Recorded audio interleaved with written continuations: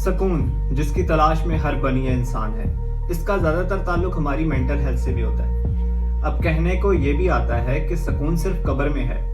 इस बात में कितनी दलील है ये तो कोई भी नहीं जानता, पर हाँ, ये जुमला कई हद तक दुरुस्त साबित भी होता है। वो इसलिए क्योंकि बनाने वाले ने कह दिया है कि ये दुनिया फानी है, धोखा है, एक ना एक दिन मिट जानी है, तो सुकून का तो सवाल ही पैदा नहीं होता। पर हाँ, अभी भी कुछ जगहें हैं जो हमें सुकून महसूस करवाई देती हैं।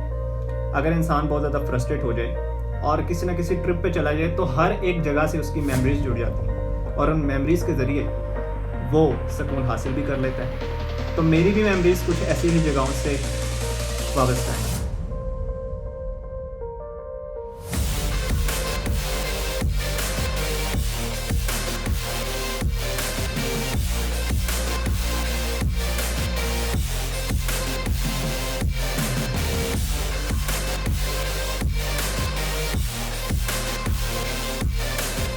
तो रुदात कुछ ऐसे है। हाँ, तो रुदात कुछ ऐसे है कि आज मेरी छुट्टी थी और मैंने सोचा कि क्यों ना इस जगह का नज़ारा किया जाए।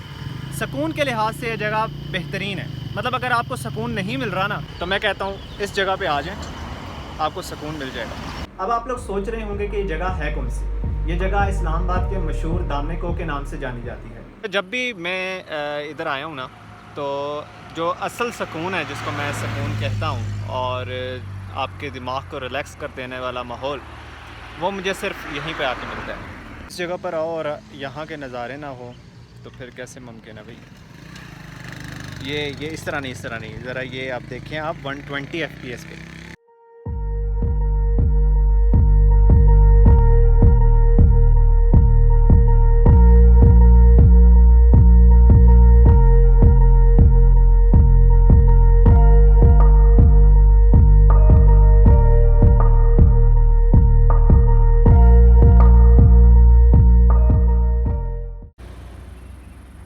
अवैस और मेरा दोस्त अवैस, तो हम दोनों यहाँ पे आके अक्सर चाय पिया करते थे। Awais, really missing you bro.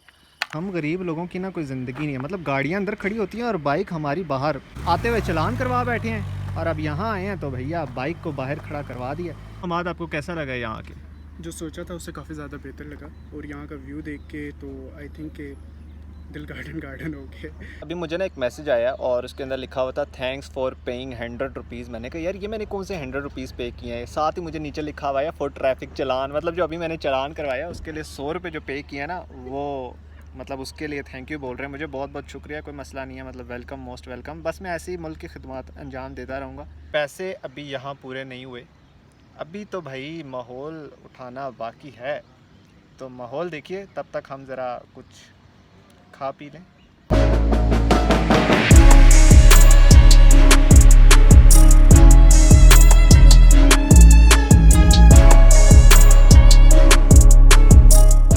आने के बाद अब वेटर परेशान हो रहा है कि हड्डी गई कहीं, पर हड्डी ये यहाँ पे है। नेकी का भी काम करना चाहिए ना जी। अब हम ये सोच रहे हैं कि अगर इतना ऊपर आ ही गए हैं तो वापसी पे जाते हुए क्यों ना दामने को का भी चक्कर लगा लिया जाए। तो इसके बाद दामने को, और फिर उसके बाद घर की तरफ रवाना होंगे, क्योंकि कल फिर दोबारा जॉब पे जाना है और वही सेम लूप वाला सीन होने वाला है। तो थोड़ा सा एंजॉय कर ही लिया है, अब ज़रा दामने को भी जाके एंजॉय कर लेते हैं।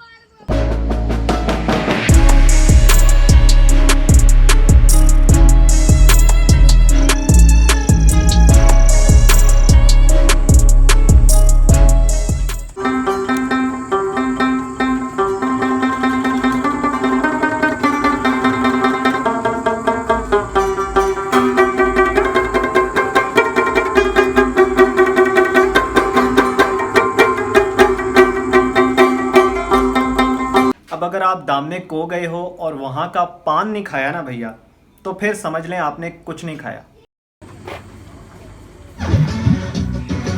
Thank you.